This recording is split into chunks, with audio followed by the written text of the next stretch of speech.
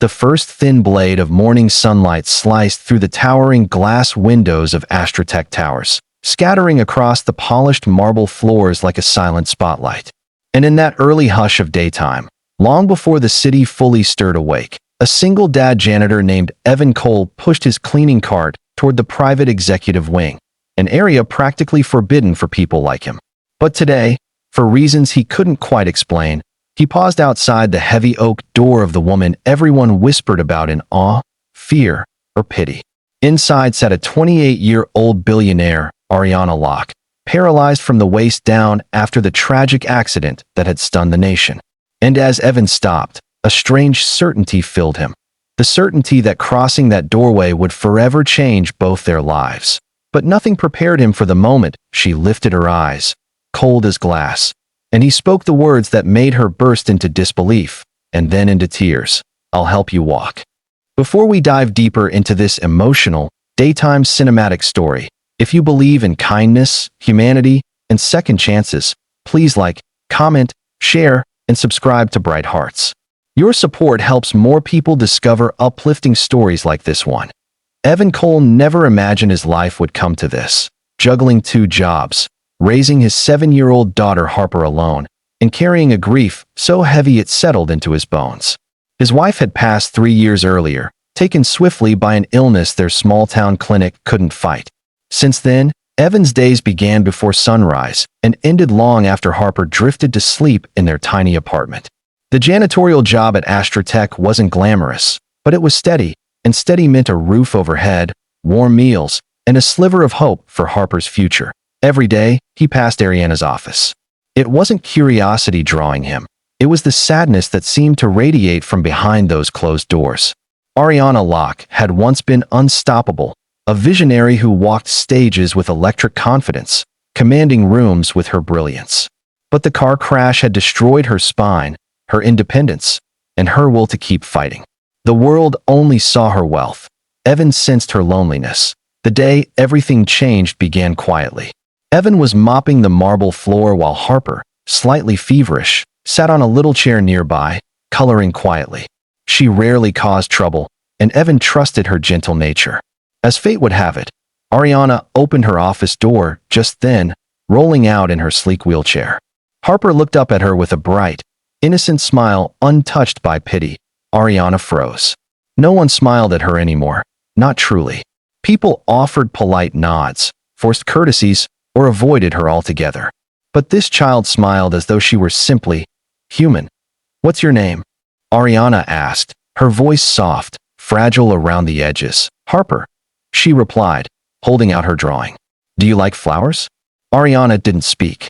Her eyes misted, her throat tightened, and she slowly rolled back into her office without a word. Something in her expression had shifted, something Evan had never seen before. Later, when he knocked on her door to thank her for speaking kindly to his daughter, he stepped into a room so hollow it felt like grief lived in its corners. Ariana looked like a ghost of the powerhouse she used to be. Without thinking, without planning, words burst from him. "If you're willing, I think I can help you walk again." She stared, stunned, then let out a short, jagged laugh, one filled with disbelief, bitterness, and years of crushed hope. "You're a janitor," she said quietly. "Do you know how many world-class specialists couldn't help me? What makes you think you can?" Evan didn't back down. "Because I won't treat you like a patient," he said gently. "I'll treat you like someone worth fighting for." That single sentence shattered something inside her.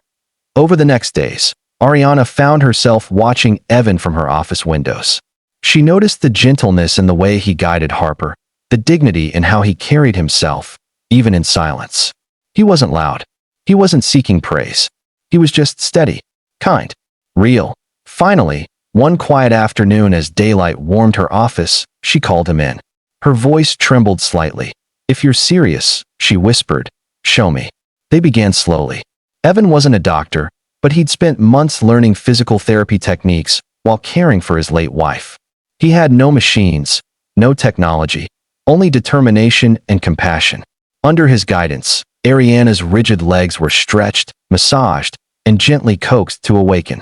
He talked to her, telling her stories of resilience, of Harper's innocence, of grief and how it can either harden or soften a person. For the first time since her accident, she felt seen, not as a billionaire, not as a broken case, but as a human being. Day after day, progress came in invisible threads. A twitch here, a spark of feeling there, a flicker of hope. She was terrified to believe in. One bright afternoon, as golden sunlight warmed the therapy room, Evan asked her to try lifting her leg. He held the support frame, steady and quiet. Ariana shut her eyes. She focused on the breath trembling in her chest. And then, something happened. A faint movement. Barely there, but real. Evan's voice broke with emotion. Ariana, you moved. That was you. She gasped, covering her mouth as tears spilled freely. The shock of hope, the fear of believing again, the overwhelming relief. It all crashed into her at once. I didn't imagine that, she whispered. You didn't, he said. You did it. For the first time in 2 years, she allowed hope to enter her heart. Days turned into weeks. Evan kept showing up. Harper kept bringing light into Ariana's office with her drawings and giggles. Ariana slowly began reclaiming pieces of herself she thought were buried forever. Her voice regained its warmth. Her confidence returned in fragile but growing steps. Even her employees noticed her smile again. And then came the day Evan let go of her waist support bar and stepped back, holding his breath. Ariana, try to stand. Her legs trembled. Her hands clutched the parallel bars. Sweat gathered on her brow. Every muscle screamed.